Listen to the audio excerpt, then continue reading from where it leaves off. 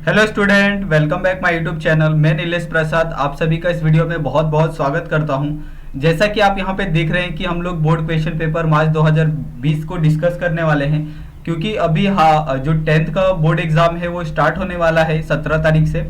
तो उन बच्चों के लिए हम लोग यहाँ पे डिस्कस करेंगे कि 80 मार्क्स क्वेश्चन के लिए किस तरह से सभी चीजें आ सकती है। उसके अंदर कैसे ग्रामर हो सकते हैं, ग्रामर के क्वेश्चन हो सकते हैं, पैराग्राफ किस तरह से हो सकते हैं, पैराग्राफ के ऊपर किस तरह के क्वेश्चन आपको पूछ सकते हैं। ये सभी चीजों को यहाँ पे हम लोग देखने वाले हैं। ठीक है, इसके अंदर आपको ऐसे आएगा या नहीं, किस तरह के जो क्वेश्चन होते हैं आपको 20 मार्क्स 30 मार्क्स के लिए ग्रामर के, वो किस तरह के होंगे, ये सभी चीजों को यहाँ पे हम लोग डिस्कस करने वाले हैं। तो यहाँ पे आप देख सकते हैं, पहला तो लैंग्वेज स्टडी है। ठीक है, सेक्शन 1, जिसमें आपको डू एज डायरेक्ट पूछा है। सबसे पहला ही आपको ग्रामर पूछा है।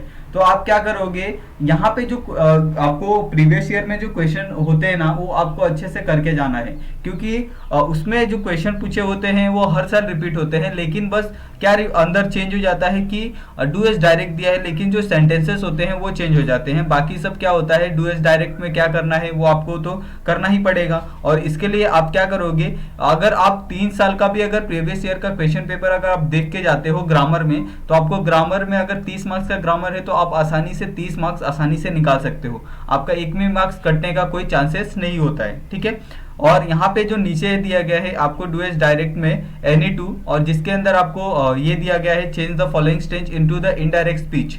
तो इसके अंदर आपको इनडायरेक्ट स्पीच आपको करके जाना है। ठीक है, और उसके बाद show the difference in the homophones, ये करके जाना है। उसके बाद आपको परफेक्ट टेंस, जो टेंसेस होते हैं वो आपको करके जाना है। उसके बाद यहाँ पे नो सूनर वाला जो क्वेश्चन होता है ये बहुत आता है, यानी हर पेपर में आपको पूछा जाता है। भले 10th का कौन सा भी पेपर होने दो, आपका प्रीलियम का पेपर होने दो, हाफ मिड का पेपर होने दो, या फिर आपका बोर्ड एग्जाम क्यों ना होने दो, नो सूनर वाला क्वेश्चन आपको हर जगह पूछा जाता है। ठीक है, इसके लिए आपको क्या करना है, जो सेंटेंस है उसको नो सूनर से स्टार्ट करना है, और ईडी क्या हो जाएगा, यहाँ से रिमूव हो जाएगा। ठीक है, और आपका क्या हो जाएगा, इससे बच जाएगा। तो इस तरह के क्वेश्चन आपको बहुत ईजी होते हैं, जिनके अंदर आप क्या कर सकते हो, आसानी से 1 मार्क्स 2 मार्क्स निकाल सकते हो। उसके बाद यहाँ पे जो सेक्शन 2 है, उसके अंदर टेक्सचुअल पैसेज दिया रहता है, जिसके अंदर आपको reading skill, vocabulary and the grammar, ये तीनों चीजें आपको मेंशन की होती है। ठीक है, उसके बाद यहाँ पे जो क्वेश्चन 2 है, जिसके अंदर आपको पैसेज पे क्या करना है, आपको आंसर देना है, जिसके लिए आपको कितने मार्क्स दिए जाएंगे, 10 मार्क्स दिए जाएंगे। ठीक है, और यहाँ पे आपको पूरा पैसेज के हिसाब से ही आपको करना होता है, तो आप इसके अंदर कोई गलती होने के जो चांसेस है वो बहुत कम हो जाते हैं, क्योंकि क्या करना है, आपको सिर्फ पैसेज रीड करना है और उसी के ऊपर आपको आंसर देना है। ठीक है, तो ये सब चीजों में जो गलतियां होने के जो चांसेस होते हैं वो बहुत ज्यादा कम हो जाते हैं, क्योंकि जब हम लोग अपने टाइम पेपर देते थे तो उस टाइम इस तरह का जो पैसेज वाला सिस्टम था वो सिर्फ इंग्लिश में होता था। लेकिन बाकी सब लैंग्वेजेस में, जैसे हिंदी हो गया, मराठी हो गया, उसके अंदर हमें क्या करना पड़ते थे, जिस तरह से हम लोग बाकी के पेपर देते हैं पढ़ के, उसी तरह से हमें पेपर देना पड़ता था। तो ये आपके लिए बहुत ज्यादा फायदेमंद है कि आप क्या कर सकते हो, एक अच्छा स्कोर इसके अंदर कर सकते हो। ठीक है, उसके बाद यहाँ पे आपको अलग अलग जैसे एग्री डिसएग्री वाले क्वेश्चन आपको दिए गए हैं। ठीक है, आपको पैसेज पढ़ के ये जो क्रॉसवर्ड है उसको सॉल्व करना है। ये चीजें आप क्या करते हो, अपने मोबाइल में भी आपने ये खेली होगी, तो ये सब चीजें आपके लिए नई नहीं है, तो आप इसके अंदर आप आसानी से कर सकते हो। ठीक है, डू एज डायरेक्ट वाले क्वेश्चन आपको दिए गए हैं, जिसके अंदर सबऑर्डिनेट क्लॉज, और उसके बाद WHY वाले क्वेश्चन, देन उसके बाद आपको चूज द करेक्ट अल्टरनेटिव दिया गया है। और ये सब चीजें कहाँ से करनी है, आपको ऊपर से पैसेज से ही देख के करनी है, आपको और कुछ नहीं करना है। इसके लिए आपको कुछ पढ़ के नहीं जाना है, सिर्फ आप क्या करोगे, read the following passage and complete the activity, आपको तुरंत 10 मार्क्स वहीं के वहीं आपके कंफर्म हो जाते हैं। ठीक है, उसके बाद यहाँ पे आपको एक और पैसेज दिया गया है, जिसके बेस पे आपको क्वेश्चन करना है। ठीक है, तो ये सब क्वेश्चन आपको पूरे पैसेज के ऊपर ही आने वाले हैं। इसके लिए जो 10th क्लास के जो बच्चे होते हैं उन्हें बहुत ज्यादा घबराना नहीं है। सिर्फ आप क्या करो, आपके एग्जाम के लिए अभी टाइम है, तो आप सिर्फ क्या करो, हर एक जितने भी एग्जाम है आप हर एक के लिए आप क्या करो, 2-2 3-3 साल के क्वेश्चन पेपर आप सॉल्व करो, और साथ में आपका जो टेक्स्ट बुक है उससे आप पढ़ के जाओ। ठीक है, अगर आप कहीं यूट्यूब पे वीडियो देखते हो पूरा टाइम, आप रात भर आप वीडियो देखते हो, तो उससे आपको कुछ समझ में नहीं आएगा, क्योंकि वो लोग क्या करते हैं, आपको जो कॉन्सेप्ट वो लोग को समझता है कि हाँ मेरे हिसाब से ये आएगा, वो लोग वो समझाते हैं, लेकिन आपके माइंड के हिसाब से अगर पढ़ के जाओगे तो आप इससे क्या होगा कि आपके लिए वो चीजें सिंपल हो जाएगी। ठीक है, तो इसके लिए आप क्या करो, खुद से आप पढ़ो। उसके बाद सेक्शन 3 है, उसके अंदर आपको पोएट्री दिया है। तो इसके लिए भी आपको पोएट्री में अगर आप मुश्किल से आपके पूरे बुक में कितने सारे पोएट्री होंगे, ज्यादा से ज्यादा 4-5, तो आप 4-5 पोएम तो आसानी से पढ़ सकते हो, ठीक है। और आसानी से अगर आप पढ़ के उसको समझ लेते हो कि हाँ एक्चुअली में इस पोएम के अंदर क्या दिया है, आप चाहो तो उसको ट्रांसलेट करके देख लो, ठीक है। आप क्या करोगे, उसको सिलेक्ट करो, आप ट्रांसलेट कर लो गूगल पे कि हिंदी में उसको क्या बोलते हैं, हिंदी में इसका क्या मीनिंग है। और एक बार अगर आपने हिंदी में पढ़ लिया तो आपको आसानी हो जाएगी कि हाँ अगर मुझे क्वेश्चन आता है इसके ऊपर, तो आप आसानी से उसका क्वेश्चन का आंसर आपके दिमाग में आ जाएगा कि हाँ इस पैराग्राफ में मुझे ये क्वेश्चन मिल जाएगा, ऊपर वाले पैराग्राफ में है, मिड वाले पैराग्राफ में है या नीचे वाले पैराग्राफ में, इतना ध्यान आपको आ जाएगा, ठीक है। तो इसी के बेस पे यहाँ पे आपको दूसरा वाला जो थर्ड वाला पोएम दिया गया है, उसी के बेस पे आपको थर्ड वाला सेक्शन सॉल्व करना है, ठीक है। और यहाँ पे आपको 2 पोएम दिए हैं, तो 2 पोएम के हिसाब से आपको 2 चीजों के बारे में यहाँ पे पूछा है, ठीक है। उसके बाद जो सेक्शन 4 है, उसके अंदर नॉन टेक्सचुअल पैसेज है, रीडिंग स्किल है, वोकेबुलरी है, ग्रामर और समरी है।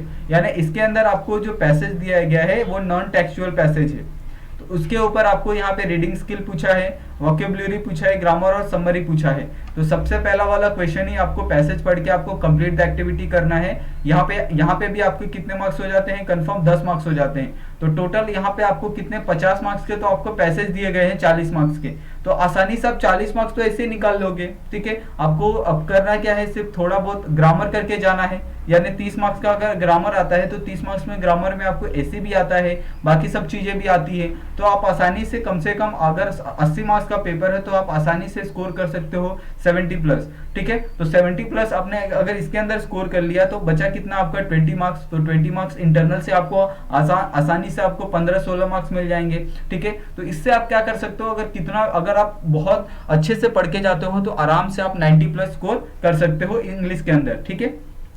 अभी यहाँ पे आपका बचा है यहाँ पे आपको डू एस डायरेक्ट पूछा गया है, जिसके अंदर आपको सेंटेंस बनाना है, एसेरेटिव, ठीक है। तो यहाँ पे आपको जो मेंशन किया गया ना, आप क्या करो, ये सब चीजें आप गूगल पे सर्च करो, आपके बुक में देखो कि किस तरह से इसको सॉल्व करना है। आप जितना अच्छा मेथड देखोगे उतना अच्छा आपके लिए पेपर में आसानी होगी, क्योंकि आप क्या करते हो, इधर उधर देखने से अच्छा अगर आप पढ़ के जाओगे तो आपके लिए अच्छा है, ठीक है। उसके बाद यहाँ पे आपको समरी राइटिंग दिया गया है, जिसके लिए आपको क्या बोला है, read the above passage given in the question number 4 and write the summary of its paragraph, suggested a suitable title। यानी सिंपली क्या करना है, आपको जो ऊपर पैसेज दिया गया है उसके लिए आप अच्छा एक टाइटल सोचो, क्योंकि आप क्या करते हो, कभी भी अगर आप कुछ लिखते हो तो उसके लिए सबसे पहले आप टाइटल देते हो, ठीक है। आप प्रोजेक्ट ले लिए, प्रोजेक्ट वर्क ले लीजिए, या फिर कोई भी अगर आप काम करते हो तो सबसे पहले तो आपको टाइटल सजेस्ट करना होता है कि हाँ मैं ये टाइटल दूंगा, तो मेरा जो उस टाइटल के बेस पे ही क्या करने वाला हूँ, मैं नीचे लिखने वाला हूँ, ठीक है। इस तरह के क्वेश्चन आपको करने हैं और ये खुद से हैं, यानी इसके लिए आपको कहीं पढ़ना नहीं है, आप आसानी से आपके दिमाग से आपको ये सब लिखना है और आपके कितने 5 मार्क्स हो गए। उसके बाद यहाँ पे राइटिंग स्किल है, तो राइटिंग स्किल में आपको फॉर्मल लेटर और इनफॉर्मल लेटर, ये दोनों चीज़ों के बारे में हमने वीडियो बनाया है, आप जाके मेरा चैनल विजिट करिए और वहाँ पे आपको मिल जाएगा, ठीक है, कि फॉर्मल लेटर किस तरह से लिखते हैं और इनफॉर्मल लेटर किस तरह से लिखते हैं। तो इससे क्या होगा कि यहाँ पे फॉर्मल लेटर के लिए आपको जो टॉपिक सजेस्ट किया गया है और इनफॉर्मल लेटर के लिए आपको जो टॉपिक सजेस्ट किया गया है, तो आपको ये आइडिया हो जाएगा कि हाँ मैं ये स्टेप लिखता हूँ, अगर मैं ये स्टेप लिखता हूँ, जैसे एड्रेस हो गया, फिर सब्जेक्ट क्या होता है, फिर आपको रिगार्ड क्या देना है, उसके बाद मेन सब्जेक्ट क्या देना है, आपको थैंकफुली क्या करना है। तो अगर ये आपको समझ जाता है तो आप आसानी से क्या कर सकते हो, अपने हिसाब से एक लेटर बना सकते हो, ठीक है। और उस लेटर के लिए आपको सोचिए 5 मार्क्स दिया गया है, तो आप 5 मार्क्स तो आप खोना नहीं चाहोगे। उसके बाद यहाँ पे इंफॉर्मेशन ट्रांसफर दिया गया है, वर्बल टू नॉन वर्बल, तो ये सब चीजें आपको खुद से करके जानी है। आपको क्या करना है, इस पैसेज को पढ़ना है और ये टेबल को फिल करना है। आपको कितने मार्क्स मिलेंगे, 5 मार्क्स, ठीक है। उसके बाद यहाँ पे नॉन वर्बल टू वर्बल आपको क्या करना है, transfer the information into the paragraph, यानी यहाँ पे आपको ट्री डायग्राम दिया गया है और इस ट्री डायग्राम के हिसाब से आपको एक पैराग्राफ बनाना है। यानी यहाँ पे आपको टाइप ऑफ डिजीज, यहाँ पे आपको टॉपिक भी दिया गया है और उस टॉपिक के नीचे आपको पूरा एक ट्री डायग्राम बना के दिया गया है और ये पूरे ट्री डायग्राम की जितने वर्ड्स है उस वर्ड से आपको एक पैराग्राफ बनाना है। आप 50 उसके अंदर आप 100 वर्ड्स ले सकते हो, 150 वर्ड ले सकते हो, ठीक है। यहीं पे आपको 20 वर्ड मिल जाएंगे, तो आप आसानी से 100-150 वर्ड्स तो आप आसानी से लिख सकते हो, ठीक है। उसके बाद यहाँ पे prepare a speech of the deliver on the 15 October reading inspiration day in your school assembly.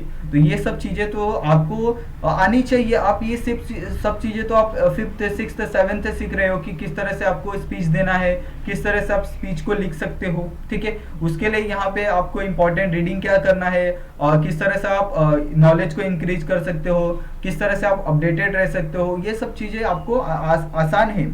उसके बाद यहाँ पे जो सेक्शन 6 दिया है जिसके अंदर आपको क्रिएटिव राइटिंग दिया गया है, ठीक है। तो क्रिएटिव राइटिंग के अंदर आपको do any one of the following करना है। पहले तो एक्सपांड द थीम, ठीक है, यानी आपको expand the following idea into the 100 words. Be the change you want to see, यानी आप क्या चेंज करना चाहते हो, वो आप किस तरह से देखते हो उस चेंज को, आपको यहाँ पे लिखना है अपने आइडिया में, अपने दिमाग से। आपको इसके लिए कुछ पढ़ना नहीं है, आप जो मन में आता है ना, जो आपको लगता है कि मैं किस तरह से चेंज कर सकता हूँ, ठीक है, आप लिख दीजिए।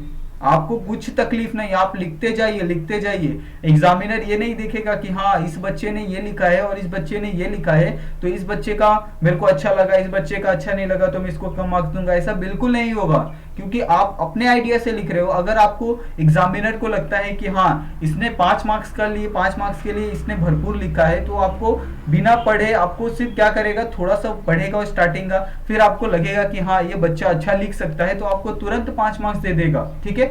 उसके बाद news report, prepare a news report based on the following. और उसके बाद आपको एक न्यूज रिपोर्ट बनानी है। तो ये सब चीजें तो आज के डेट में बहुत ज्यादा फेमस है कि आप क्या करते हो, ब्लॉगिंग करते हो, ये सब चीजें करते हो, तो उसी के बेस पे आपको रिपोर्ट बनानी है, ठीक है। Develop a story narrative experience, develop a story about 80 to 100 words in the following beginning, give the suitable title. He boarded the train happily and he searched his pocket for the ticket and found।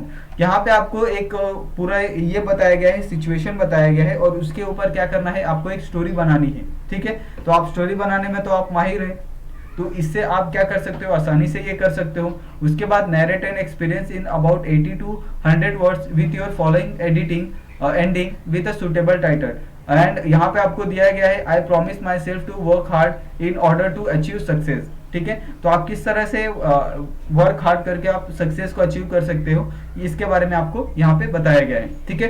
तो यहाँ पे हमने ये पूरा paper आपको discuss किया है। आप क्या करो, सिंपली आप 2-3 साल पहले का पेपर आप पूरा सॉल्व करिए, आपको कुछ नहीं छोड़ना है उसके अंदर। जितने भी ग्रामर के क्वेश्चन है, जितने भी वोकेबुलरी रीडिंग स्किल वाले क्वेश्चन है, आपको सब देख के जाना है, ठीक है।